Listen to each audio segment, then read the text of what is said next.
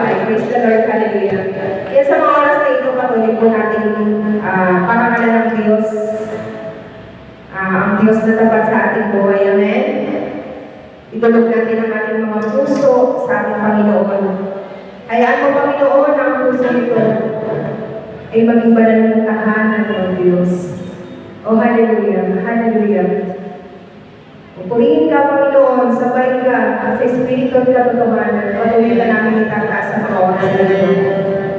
Oh, hallelujah, hallelujah, hallelujah. Hallelujah. Patuloy namin inaanihan na banal ng Espiritu sa mga oras na ito. Pangunahan mo kami, O banal ng Espiritu. Oh, hallelujah, hallelujah.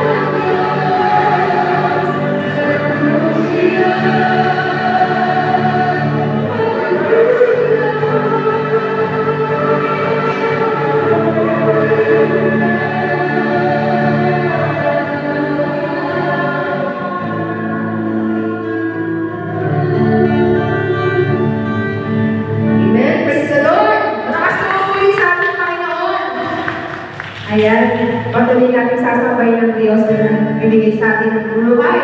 Ang Diyos na nagbibigay ng lakas sa atin. Amen? Praise the Lord. Ay grabe ang Diyos magmahal sa bawat isa sa atin. Amen? Ayan, bago po, nais ko lang pong ibahagi sa inyo yung sabi ko dito sa mga awit. 145 verse 5. Ang karangalan mo at pagkadakila'y ipamalita at isa-sa-isay ko ang iyong mga gawa. Ang mga gawa mo nakahanga-hanga. Ang mga gawa mo makapangyarihan ipamalita sa lahat ng tao'y aking sasabihin, ikaw ay dakila. Ihahayag nila ang lahat ng iyong mga kabutihan. Aawitin nila ng may kagalakan ang iyong katuwiran. Amen? Hallelujah. Napakadakila ng Diyos sa buhay ng bawat isa sa atin. Amen? Kaya karapat-dapat lamang na inayag natin ang kanyang kadakilaan sa mga oras nito.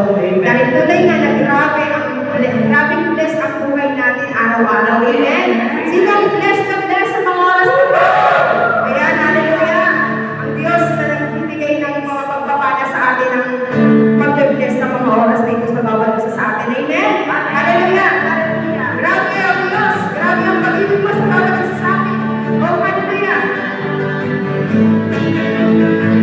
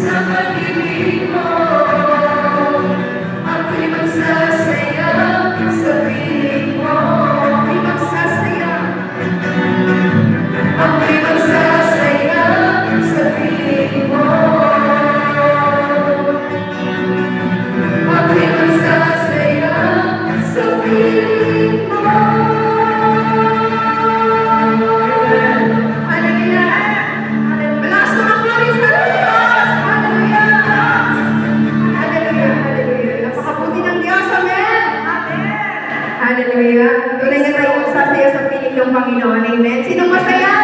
Ayan, magaling mo natin sasabayin ng Panginoon. Amen.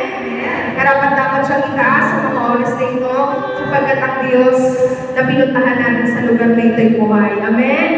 Ang Diyos na pinuntahan natin sa lugar na ito ay patuloy na nagpapala sa kanyang mga anak. Amen. Kaya sa mga oras na ito, Panginoon, patuloy namin itataas sa iyong ngalan. Patuloy ka namin pagpupurihan, O Diyos, sa iyong kabutihan, sa iyong magandahang loob para sa bawat isa sa amin. Alam namin, Panginoon, kulang pa ang mga salita. Kulang ang lahat, Panginoon, upang ibalik sa iyo ang lahat ng mabubuting bagay na ginagawa mo sa bawat isa sa amin. O hallelujah! Patuloy ka namin pupurihin.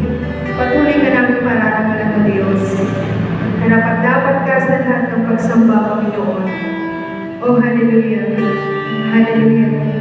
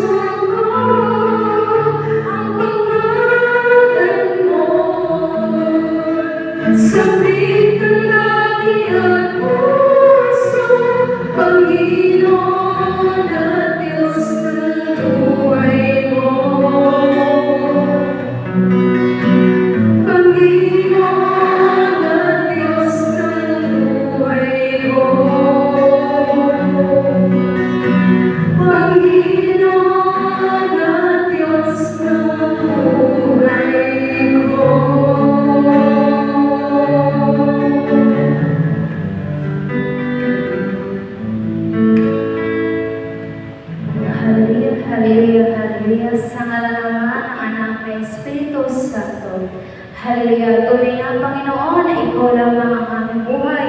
Kaya Lord, sa mga oras na ito, patuloy kaming lumalapit at nagpapasalamat sa iyo na muli kami pinagtipon mo.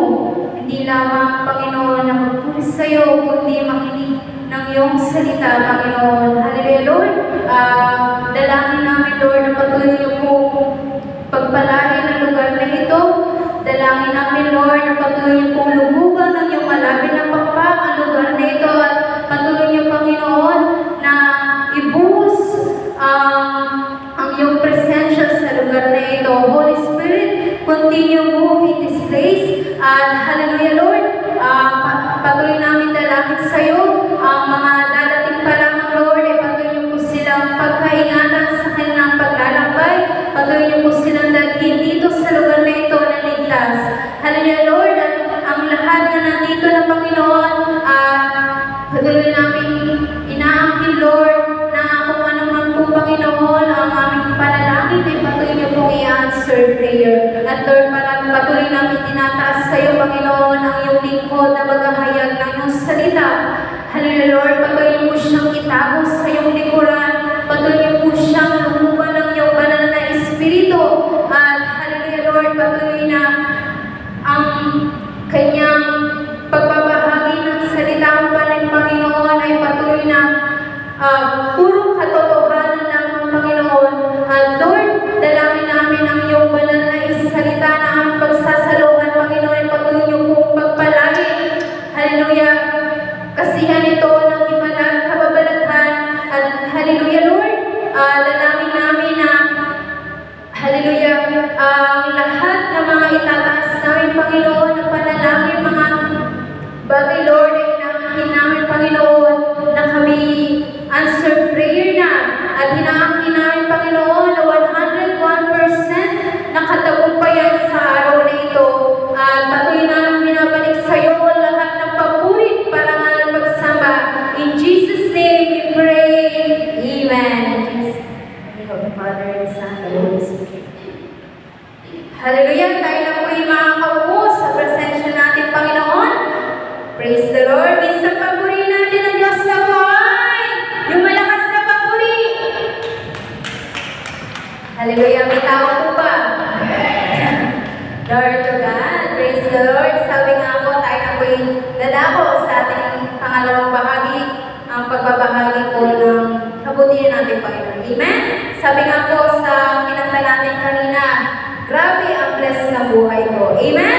Naniniwala po ba kayo na grabe bless tayo? Amen?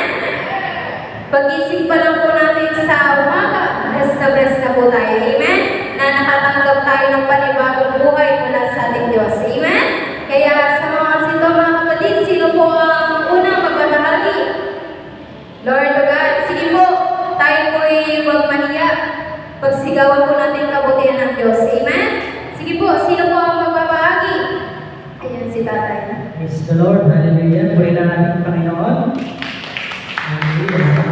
Diyos sapagkat muli tayo nagkakatipon sa oras ng lugar na ito.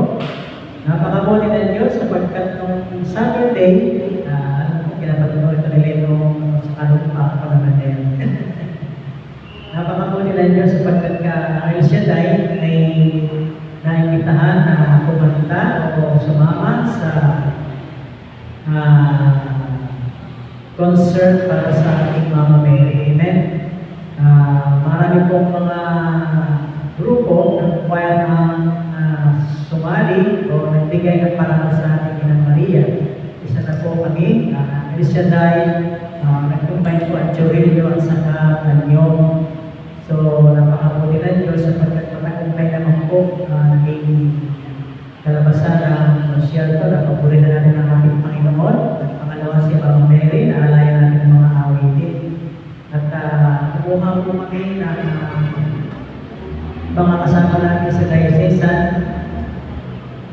Hindi po kami natulong sa diocesan at paunang mga po iba natin mga awit sa choir ng diocesan natin sa El Shaddai. Napakabuti ng Diyos sapagkat nakahinga kami ng maluwag kung kami matapos ng kumanta.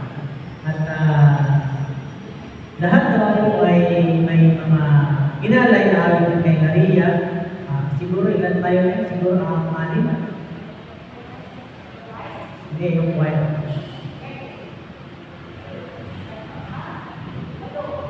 Yung walang grupo ang nagpakundak na sumali. Kasama rin po ang yung namin sa kapilya, ang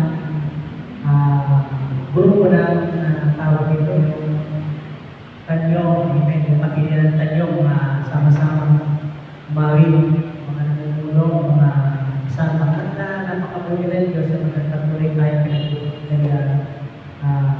pinagpapala ng ating Panginoon. At salamat sa Lord sapagkat binigyan kami ng kakayahan ng mawin para sa ating Panginoon. At bago kami pumunta sa River Max Point, namin sa kapilya, ay pray muna kami. Siyempre, hindi natin kailangan malimutan na mag-pray upang bigyan tayo ng gabay upang magawa natin ang aming dapat gawin sa ating pagkakas. Maraming salamat. Amen. Ganyan po ito sa ating pagkakinan. Tayo po ay patuloy na ginagamit na ating Diyos kahit saan na. Amen. Halaya, kaya tayo na po ay magtuloy-tuloy sa paikinin ng salita ng Diyos. Tayo na po ay magsitayo at ang gagamitin po ng ating Panginoon na magbabahagi ng kanyang salita ay ang ating kapatid, Brother Chito Agrabante. Puri natin si El Shaddai. Taas pa natin natin mga kamay. Tayo po ay umawit ng bless the Lord.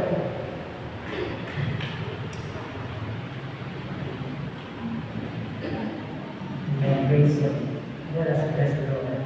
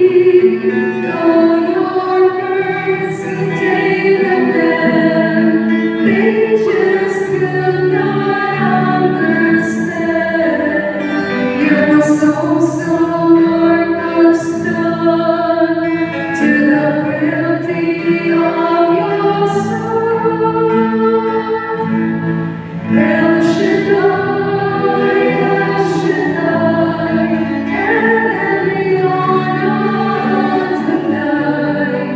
Age to age are still the same. By the power of the name, El Shaddai, El Shaddai, El tonight. I will praise you till I die. El Shaddai, El Shaddai, El Shaddai, El tonight.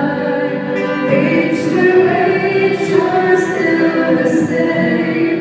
By the power of the name, El Shaddai, El Shaddai, tonight. I will praise you till I die. El Shaddai.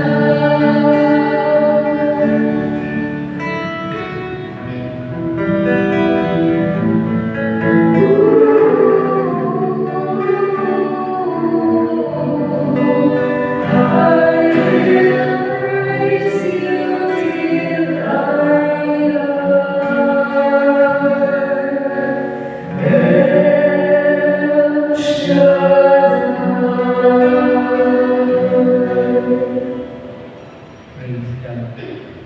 Hallelujah, hallelujah.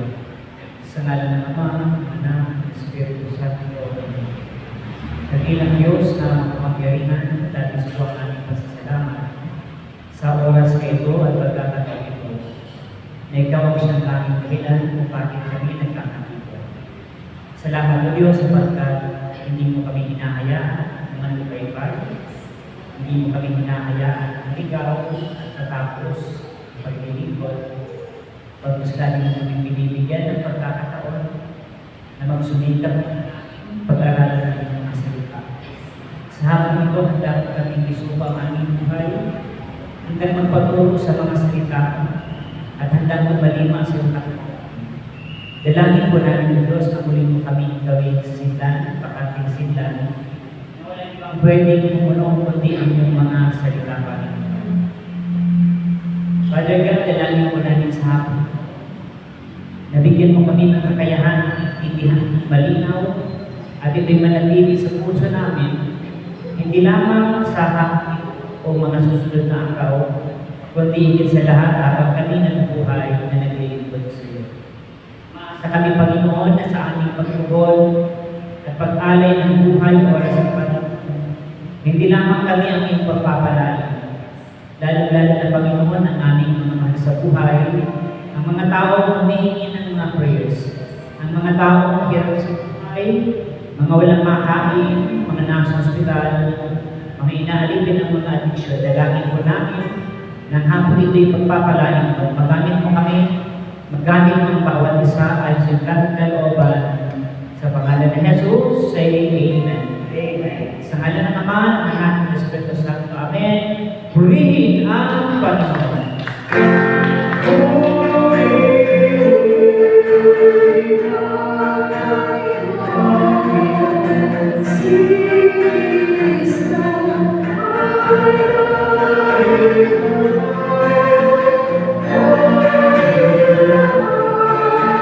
Sorry.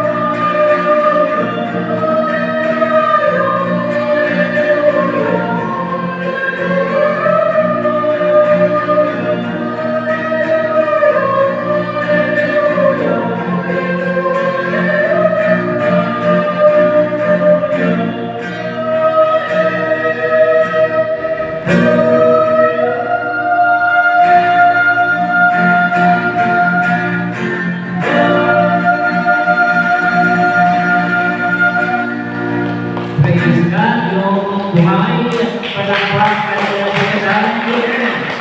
Yung palakpak ng mga answered prayer na. Amen, amen. At harapin mo ang iyong katabi, kapatid.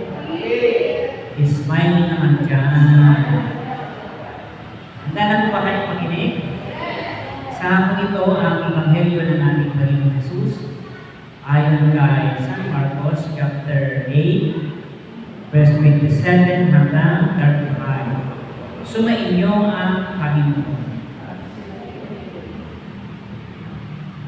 Si Jesus kasama ang kanyang mga alagad ay nagtungo sa mga nayon ng Cesarea sa pagpilit. Samantalang sila ay naglalakad, tinawag niya ang kanyang mga alagad. Sino raw ako ayon sa mga tao?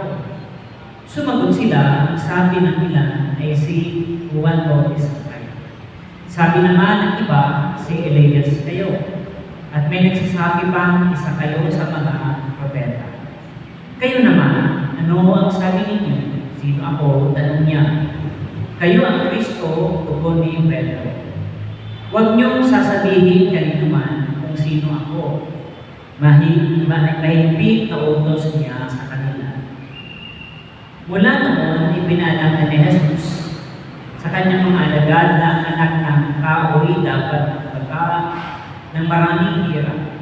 Siya'y tatakwin ng matatanda ng bayan ng mga punong sacerdote at mga eskriba at ipapapatay, ngunit sa ikatlong araw ay muli siya magugulat. Maliwanag na sinabi niya ito sa kanila, kaya niyaya siya ni Pedro sa isang tabi at sinigo ng pagsabihan.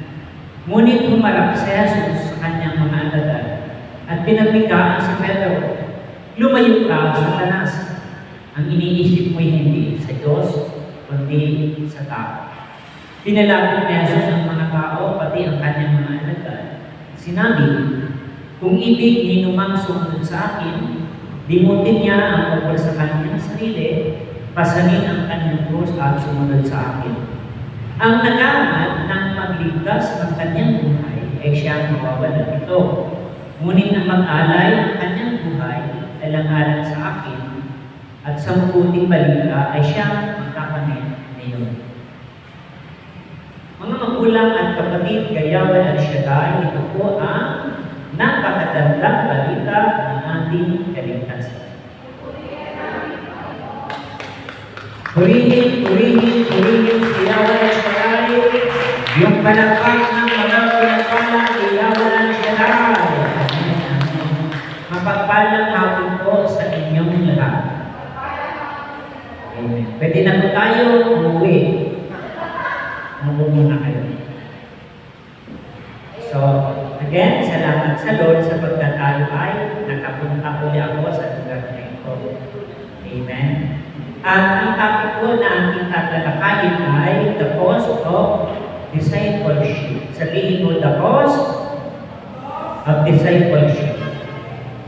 Ang halaga ng pagiging halaga. Malimit po kapag tayo ay mamamalingke, lagi natin tinatanong magkano ito. No? Kapag tayo ay pumunta sa mga malls, sa mga lugar na kung saan may magagandang bilihin, ang lagi natin nasa isip, magkano kaya yan? Amen ba? At kapag may maganda tayong lugar, may magandang bagay na nakita natin sa ating sarili, at gusto mapa sa atin, tinatanong natin, magkano kaya yan? At tayo ay nagugulat, minsan nadidisappoint. Alam niyo kung bakit? Sabihin niyo bakit? Kasi minsan sa pagtanong natin, hindi natin abot ng aming pera talaga. Kuha niyo, kapag mayroong bagay na gusto natin bilhin, pag may mga bagay na gusto natin kunin sa ating buhay, tayo ay nalulungkot o nadidisappoint kapag hindi abot ng ating kakayahan na bibigyan.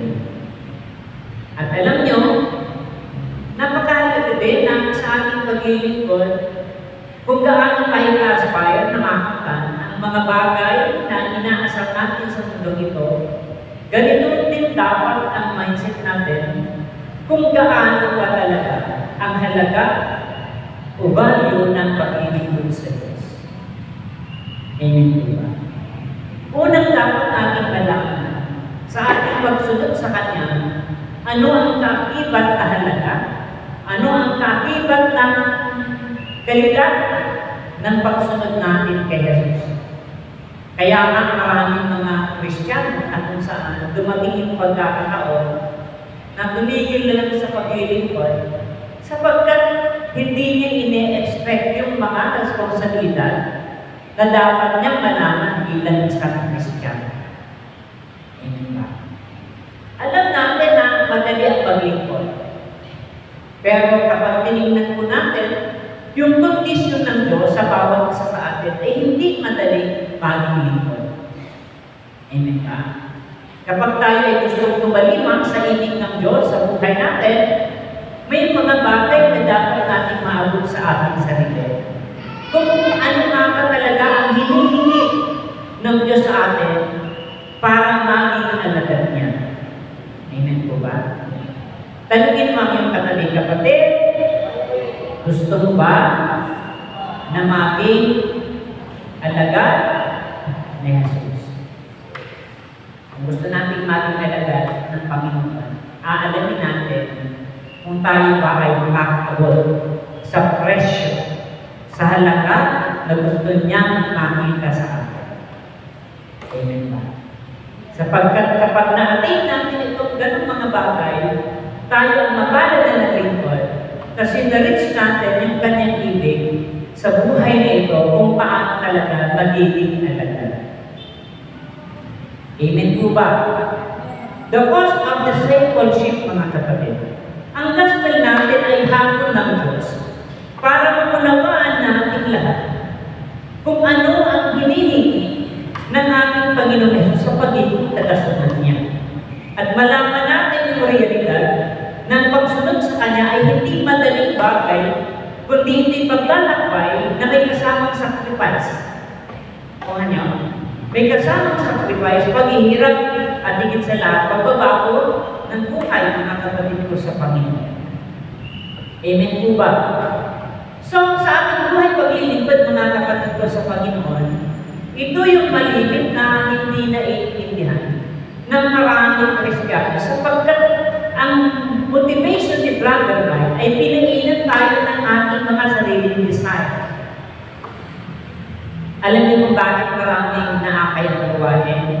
Kasi maganda at madali ang panin na pinagkaloob na karunungan ng Panginoon kay Brother Mike. Kapag sinabi na ni Brother Mike, sinong yayaman, maraming nagtataas ng kamay.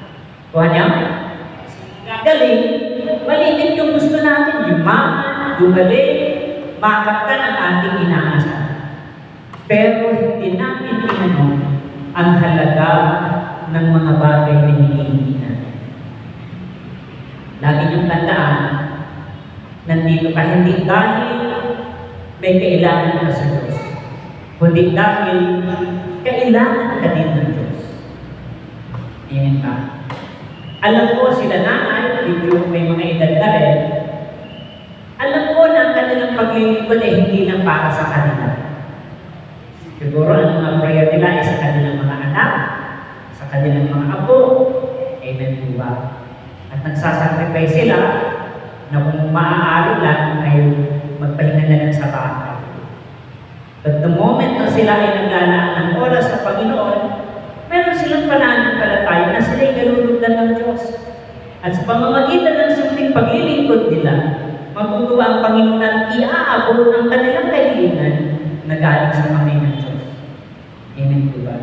So mahalaga mga kapatid ko sa Panginoon na makita natin yung framework, makita natin yung ibig ng Diyos na sa ating pagsunod sa Kanya, ano nga ba talaga ang dapat makita ng Panginoon sa ating pagsunod kay Echera. At malimit na napapakinggan, being servant of God is not merely saying praise, hallelujah, glory to God. Amen ba? Dito hindi lang yung palakasan ng hallelujah, amen. Dito hindi lang palakasan ng palakpak, although maganda na nagtutupuli sa Panginoon. Pero may mas malalim pa na gustong maunawaan at makita ang Diyos sa buhay natin.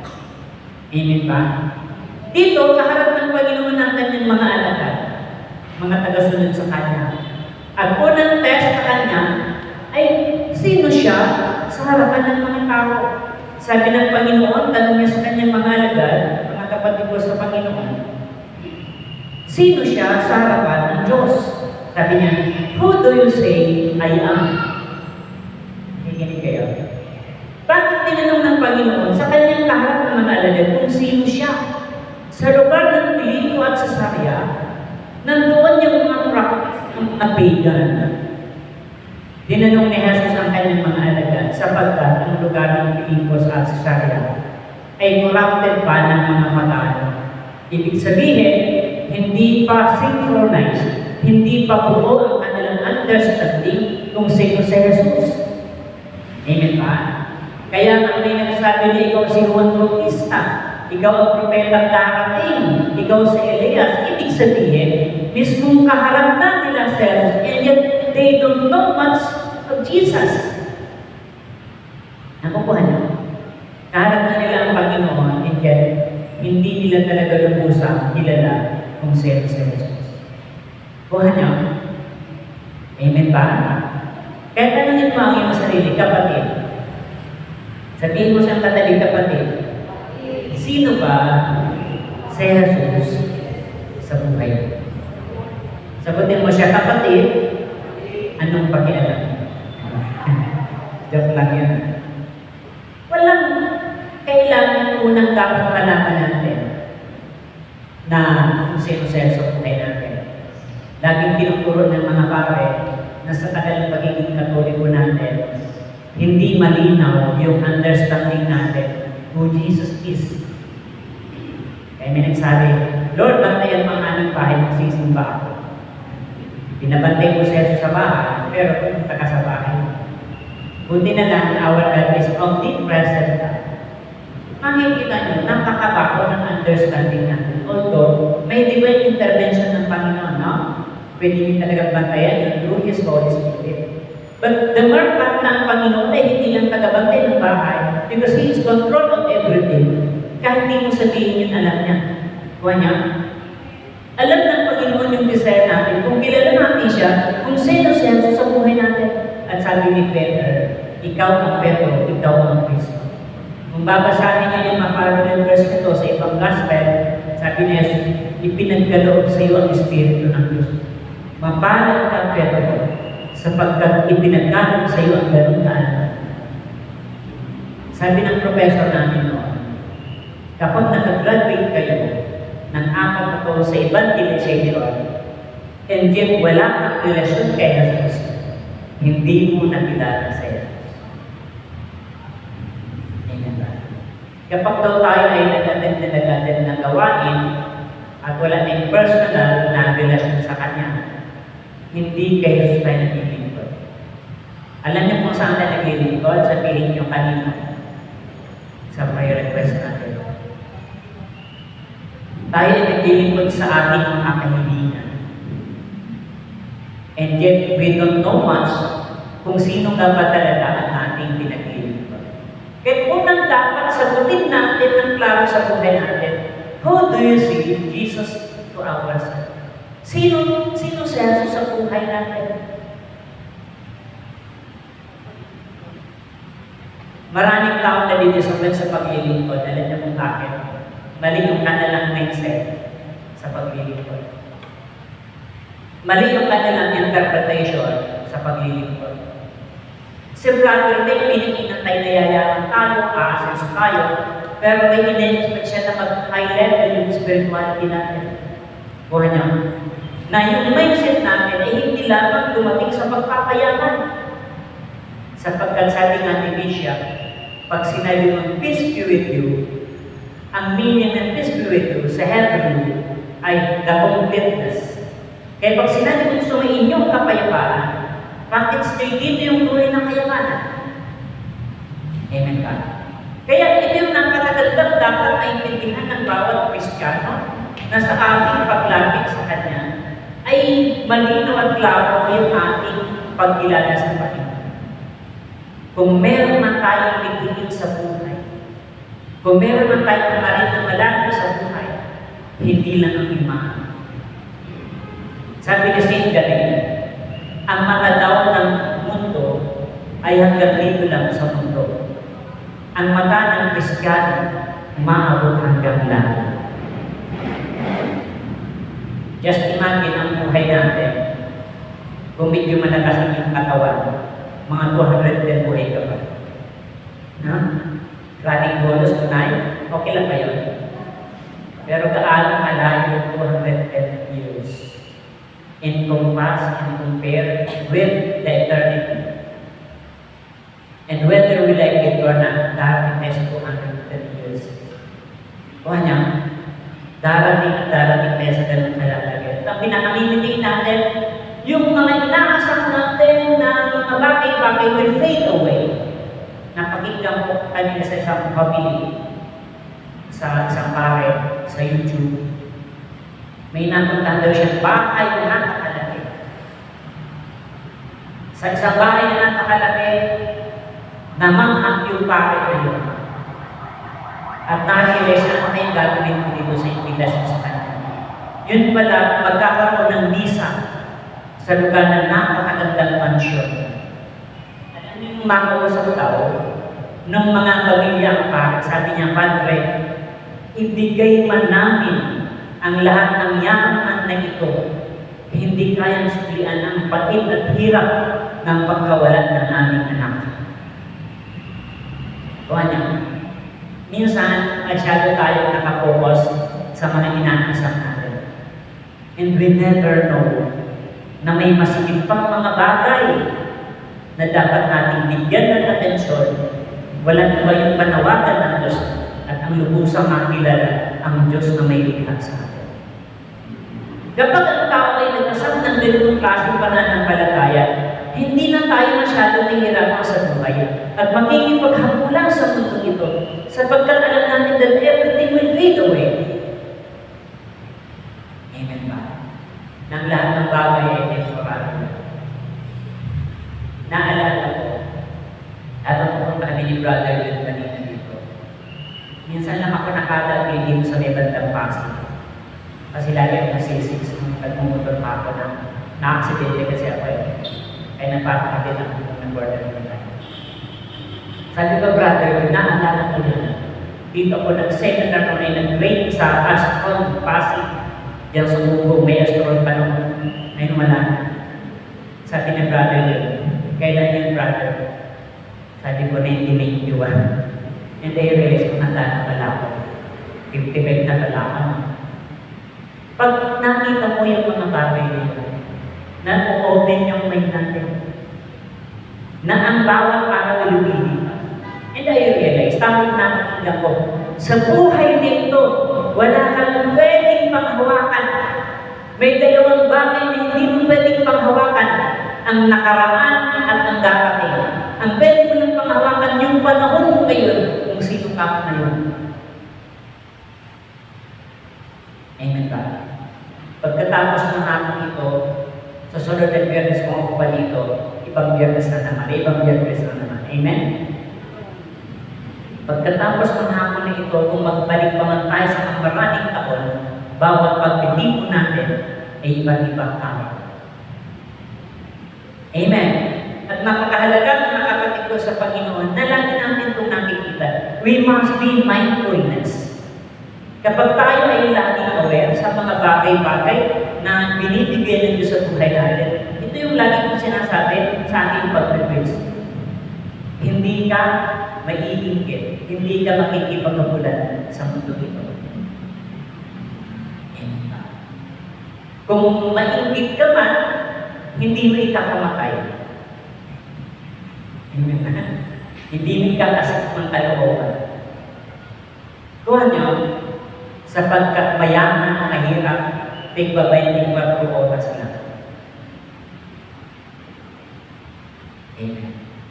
So, who Jesus to ourselves? Kailangan mag-figure out natin, maklaro natin sa ating isip ng paglilingkod ay hindi lang sa mga personal na aspiration natin.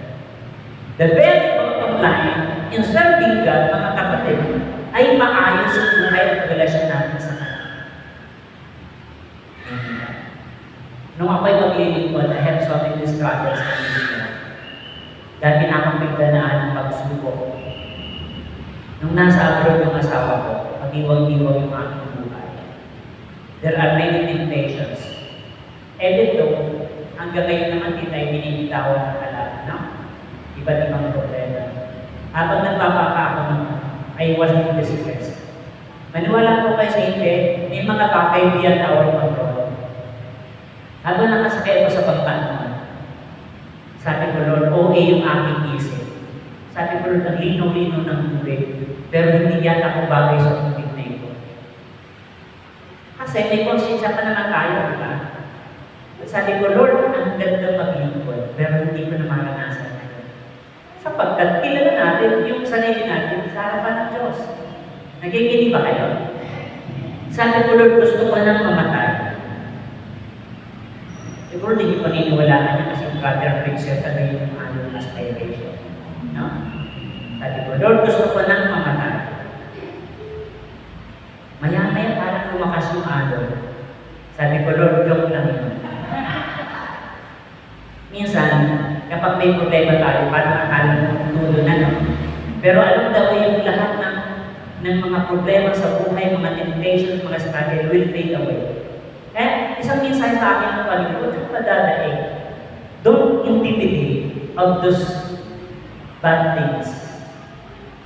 Pag hindi ka nagpadaig sa tukso at pagsubok, bumagsak ka man as long as you know yourself before God, at hindi ka titigil doon sa pagkakasala. Sapagkat kilala mo ang Panginoon na hindi ka niya bibitawan. Hindi ka niya bibitawan. Nakikinig ba kayo? Sabi mo yung mga taong mga judgmental. Sabi ko, okay lang sabihin kung makasalanan ako. Siguro yung una na hindi ka magkasala. Kuha niyo? Napakaganda ng biyaya ng Diyos sa atin. Sapagkat yung very bottom line ng buhay natin ay ibinigay niya ang kanyang buhay para sa atin just to secure us.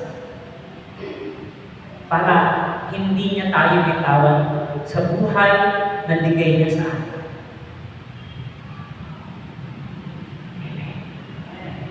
Mga kapatid ko sa Panginoon, pangalawa, napakita natin, hindi lang natin makilala ang Panginoon, kundi makwenta natin. Yung sinabi ko kanina, yung halaga, yung value ng pagsunod natin sa Kanya. May isa tayo, siguro na pakinggan nyo na ito yung isang share ko sa isang manggagawa. Balitin ko itong i-share. Nawa, hindi pa ito napakinggan. Yung isang sister natin ay nakapod na sa paglilingkod. Alam niyo kung bakit? Sabihin niyo bakit? Kasi brother, puro na lang abuno. Puro na lang contribution. Puro na lang love offering. Ako lagi nag-aabuno sa gawain. Dumating sa pagkakataon na bumigay na din siya.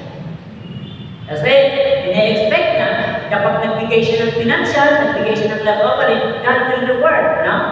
Siyempre, yung expectation natin, once you do good things, God will reward abundantly. Sabi ng sister natin ito, alam niyo, brother, dumating sa pagkakataon na nagsawa na siya sa paglilingkod kasi wala nang tumutulong sa kanya. Kaya siya ay lumipat ng sekta. Nag-attend siya ng born again. At alam niyo sa kanyang pag-attend, para kahimasmasan siya. Kasi sabi niya, alam niyo brothers and sisters, nung mag-attend ako ng gawain sa labas ng born again, sinalubong nila ako ng mainit at mainit na pagtanggap. Pag-uwi ko sa bahay, ang dami kong dalang grocery, ang dami kong dalang copies. Brothers, natuwa ako kasi dito sa El Shaddai, 10 years na akong naglilingkod, puro lang ako abuno. Puro lang siya contributions, may patak-patak. May 30%, may 40%, puro palabas. Pero doon sa born again, isang attempt ko pa lang, nakaranas na akong tumanggap. Masarap din palang tumanggap, hindi nang puro bigay. And you know, pagsunod ng mga linggo at buwan, nagbalik siya. Umiiyak. Alam mo bakit umiiyak? Sabihin niya bakit? Kasi gusto niyang bumalik. Ang sabi niya, brothers and sisters, patawarin mo ako. Kasi nung ako'y umalis, ang ipinanahas ko sa inyo na sa aking paglipat ng born again, ay pinagpala ako.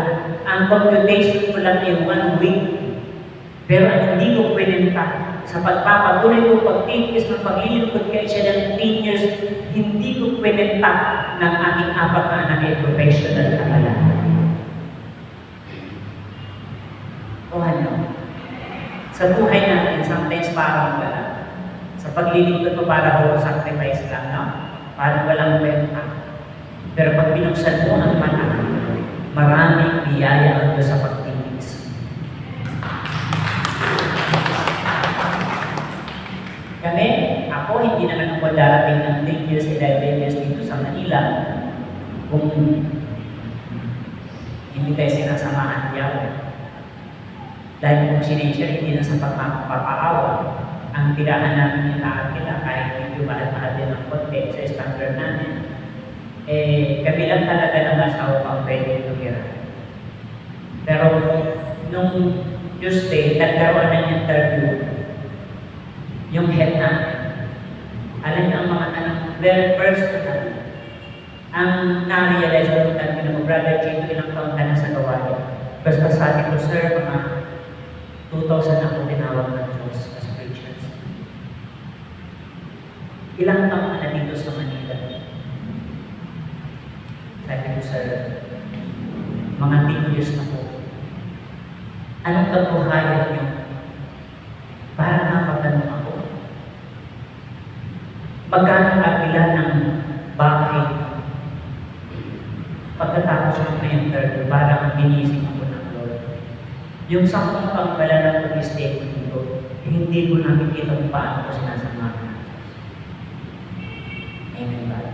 Sometimes nagugulat tayo sa maraming biyaya ng Diyos kasi ang nakikita natin yung sakripisyo mo na akala mo ang Diyos pa ang malutang sa iyo.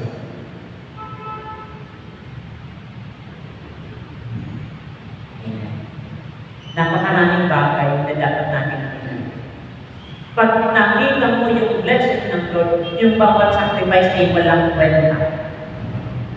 Kapag nakita mo yung reward ng Panginoon, yung mga paghihirap, mga pagod mo sa buhay mo, wala nang halaga. Katumbas ng biyaya ng Diyos. Amen ba? The cost of following Jesus, mga kapatid, ay merong paghihirap, merong sufferings, may mga bagay na dapat natin i-balance sa buhay. Kaya hindi naman puro sarap, no? Hindi naman puro tagumpay, hindi naman puro kalusugan. Sabi ko nga nung nagpa-check ako ng blood sugar, ng aking blood chemist, alam 10 years na ako dito sa Manila. Nakita ko yung report ko sa doktor namin. Ang dami ng papel, mga notebook. Sabi niya, ang tagal-tagal. Pagkuha ko ng aking blood result, biniyaran ng asawa ko mga 2,700 yata yun. Creatinine, cholesterol, mga yung sa heart, lahat ng check every 3rd month. Sabi ng doktor, congratulations. Kaya na hindi binigay sa yung resulta kasi hindi yung maganda.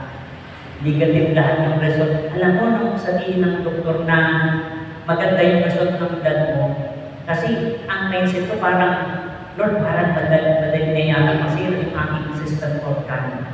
Kasi every time na magpapacheck ako ng dugo, negative eh. Laging ginanapin ng doktor yung kanyang lamesa. Kung di ka magtingin sa pares mo niya, sa dinuguan mo niya, sa adobo mo niya, mapapadali ka. Yung lagi sabi ng doktor. Sabi ko, nakita ko yung result ko ng aking mga blood chemistry. Sabi ko, salamat po, doktor. Salamat talaga. Nabagit ko pa naman na naman, doktor. Dahil ito pa yung nakapanalo ng 1 million na mabalitaan ko yan.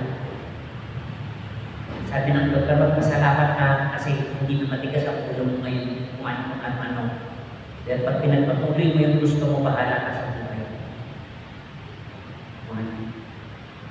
Bakit ko ito ipinipento?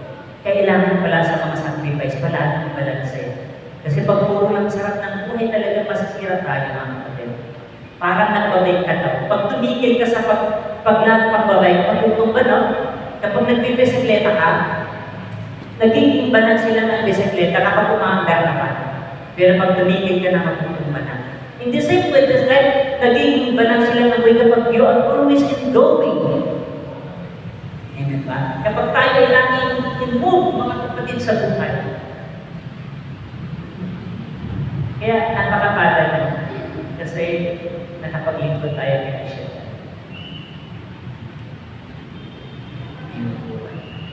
There are many things sa paglilingkod ko kapag kumadaan sa pagsulong. Parang nararamdaman ko, Lord, parang nasa preaching ko na yan.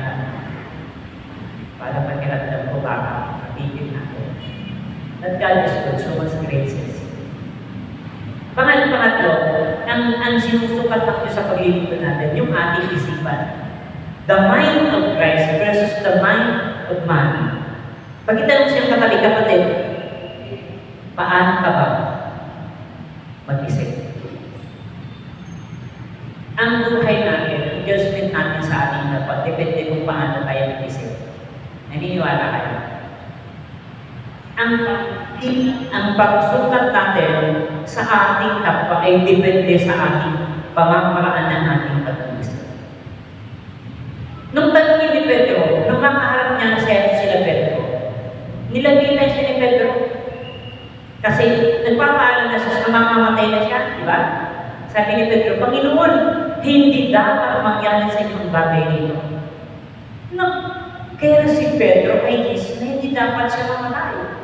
Pero mali yung kanyang mindset. Kasi ang mindset ni Pedro ay isip na hindi dapat mamatay. But it is the thought of God, nasa ayaw sa gusto kailangan mamatay sa Jesus. Kaya sabi ni Jesus, ang iniisip mo hindi sa Diyos, hindi sa tao. Kapag ang iniisip mo ay for-comfort ng buhay natin, we are thinking like that. Yung mindset natin ay hindi sa Diyos. Siya, alam niya na kailangan niya mag-suffer. Kung titingnan natin, ang principles ng paglilingkod ay hindi madali. Kaya sabi natin, if you want to serve me, you have to deny yourself. Kalimutan ang tungkol sa inyong sarili. At kahit magagalit ka na, at kahit gusto mo na mag-iba, hindi mo pa rin pinipitawan. Kasi alam mo, na hindi yung tuturo ng buhay. Amen. Hindi yun ang gana ng buhay natin. The mind of Christ versus the mind of man. Ang malaking factor sa buhay ng tao, yung tayo ay overthinker. Ang nagpaparusa sa buhay natin ay depende sa ating pag-iisip. Sabi ng Panginoon, I will give you peace that the world cannot give.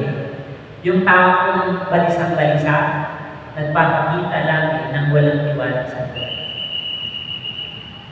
If you are in peace, you are showing to God na naman ang problema na pinakaharap natin, hindi ikaw ang pwedeng magligtas. May nabalitaan ka na bang taong na problema pag umaga hindi siya nakatulog. Ako, Mare, hindi ko nakatulog sa kagabi ng problema. Tapos katanong ko, nasal ba? Hindi ko rin. Wala pang nakasolve ng problema sa pag-iisip, sa pag-overcome. Kaya sabi natin, do not be anxious of everything. But instead, magpasalamat ka sa Lord. Tingin mo ang problema mo at kailingin mo na may pasasalamat. Kasi sometimes akala natin dalag tayo, akala natin okay tayo. Pero ang magpapakita ng kawalang tiwala sa Panginoon, the most difficult na pwede ipakita natin sa Kanya ay ang magduda sa Kanyang magagawa sa buhay. Wala siyang magagawa sa ating buhay paglilingkod. Na kahit 20 taon, 30 taon, 40 taon ng paglilingkod, kung hindi mo bibitawan ng pagduda. Amen. We must be aligned with the mind of God. God wants us to think like Him. Kasi alam niyo yung mindset ng mundo, magpayaman, but they are empty. Pero mga nakay siya tayo, pinamindset tayo ng Panginoon. Huwag mong sabihin, maghihirap ka. Kasi ang laging dinidikit ng isip, mahina ka, wala kayong abroad, wala kayong anak, wala kayong problema sa buhay, ang dami niyong kulang. Alam niyo ang ibahan ng demonyo sa Diyos? Tatanong namin sa Amor noon, tinanong kami ng professor, ang Diyos ay nag-i-implant lang sa mind natin. Pag nakikinig ka ng Word of God, ini-implant niya, ini-influence niya ang Word of God. Pero kung nasa labas ka na, may pumapasok na isip. Mga negatibo, no? Ibig sabihin, there is power and influence of the evil. Kaya sabi ko sa nabasa ko, our mind is a playground of evil. Kaya yung isip natin, dalawang versa ang nag-i-influence. Sasabihin ng Diyos, lakasan mo ang protocol ng pagbatala. Sabihin naman ng demonyo, matanda ka na, wala kang pera. Walang tutulong sa iyo. Minsan madali namin paniwalaan, no? Maya-maya, malamig na yung kamay mo, hindi ka na humihinga kasi na-pressure ka na. Kuha niyo yan? There is two giants within us. Ang higante ng kademonyohan, ang higante ng Diyos. Sabi ng professor namin, ano ang pagkakaiba ng dalawang versa sa isip mo? Sabihin niyo ano? Ang Diyos, pag in-implant niya, in-inject niya sa isip natin ang kanyang influensya, nababasa niya. Pero ang demonyo, kapag in-influence ka niya, hindi niya nababasa naman ang isip mo. Saan nababasahin ang demonyo? Kapag binitawan mo niya. Pag sumakit ang ulo mo, ang katawan mo, ang tiyan mo, sasabihin ng isip mo, ang sakit ng tiyan ko. At hindi ka content na hindi mo sabihin na masakit ang tiyan mo. At alam niya, parang nakikipagbiruan ng si Brother Rick, huwag mo sabihin, mahirap ka. Kasi pag sinabi mo yun, doon ka sisimulan ng tiyan.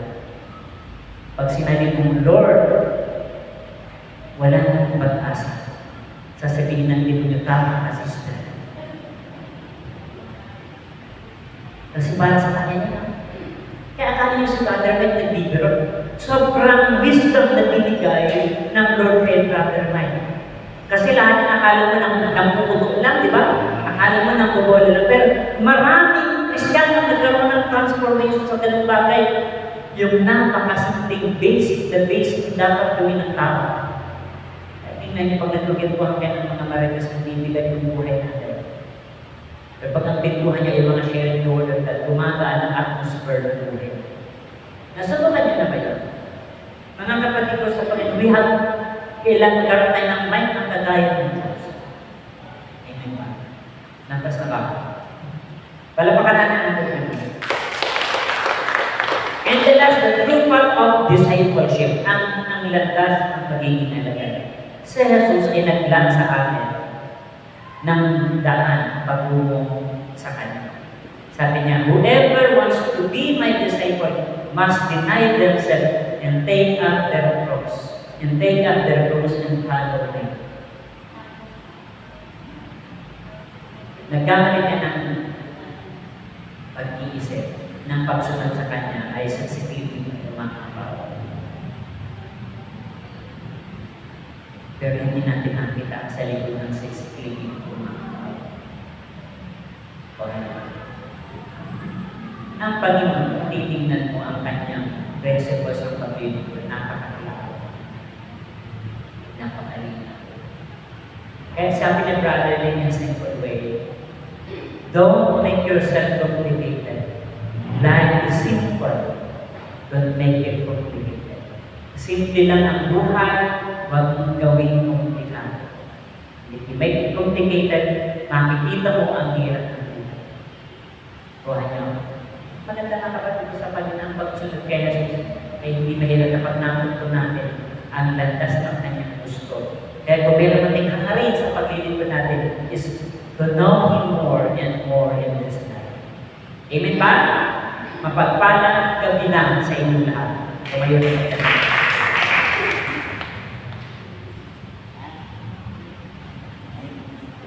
Ilagay natin ang ating kamay sa tapat ng ating puso. At pakinggan natin ang mabinig ko. At bago sa ating mga kahilingan, mga aspiration, mga prayer request, unahin natin na bigyan ng pansin ang paggagalingan ng ating mga kahilingan. Unahin natin ang Diyos na pinanggagalingan na higit natin siyang makikilala sa Diyos. Sa hapon ito, sa gabi ito, tingin natin sa Kanya yung karunungan na sa ating paglapit sa Kanya ay mawala ang ating nagkapaagal sapagkat buo at tunay ng paglapit natin sa Kanya ay kilala natin siyang tunay. Hindi natin siya kilala na malalim sa pamamagitan natin ng mga salita, kundi makikilala natin siya ng malalim kung sino siya sa ating buhay.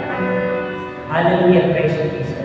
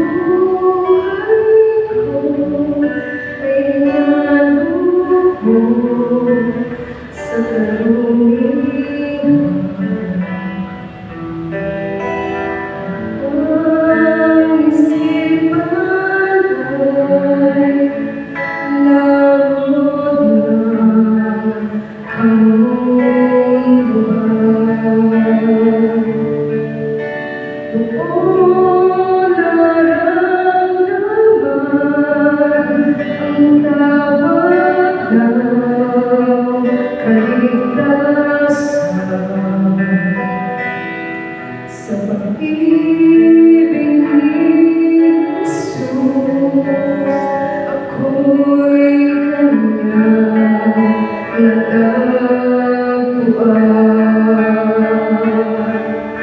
O Diyos, ang makilala ka, nang lubos sana'y aking dalangin.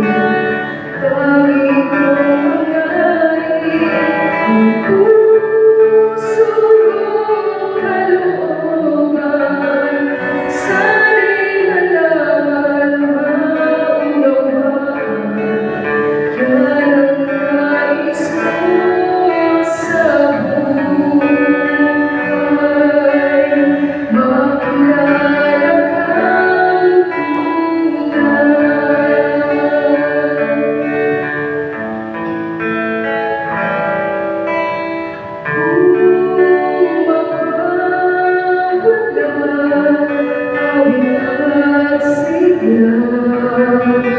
buhay ko,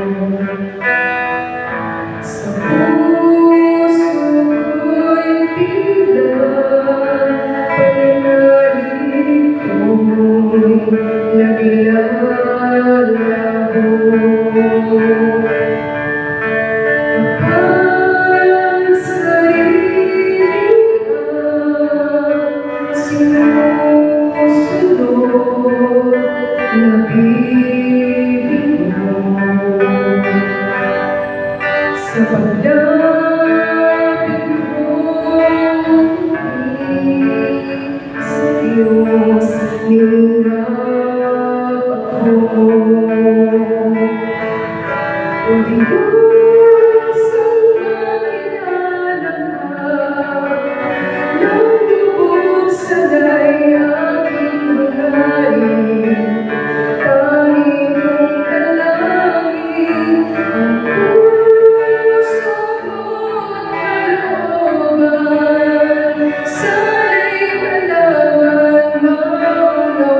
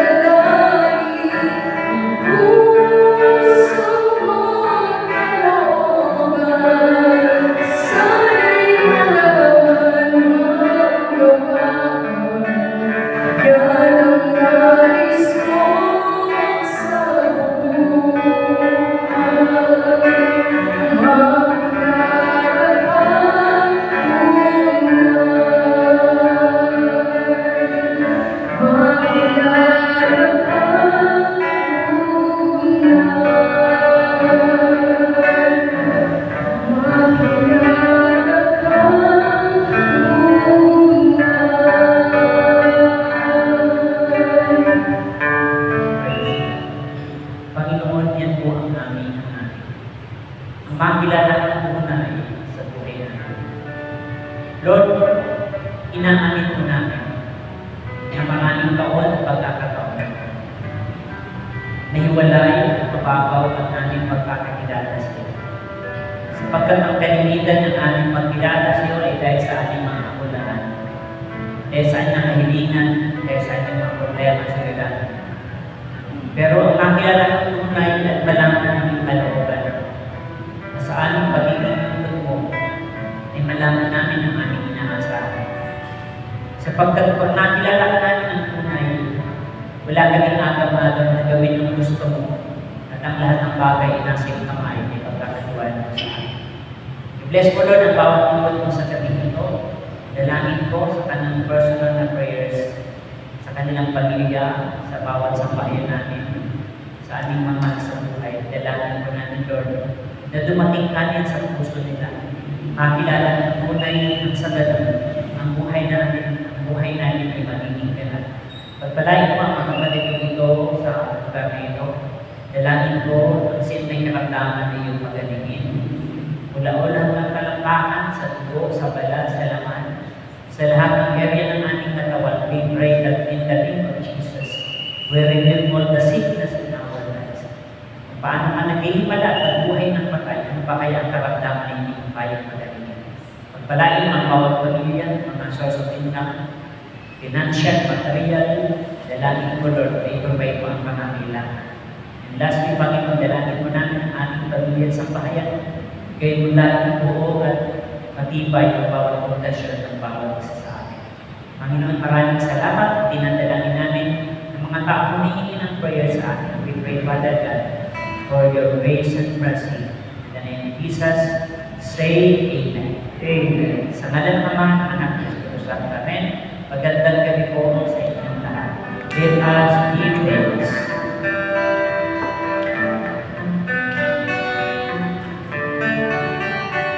Amen.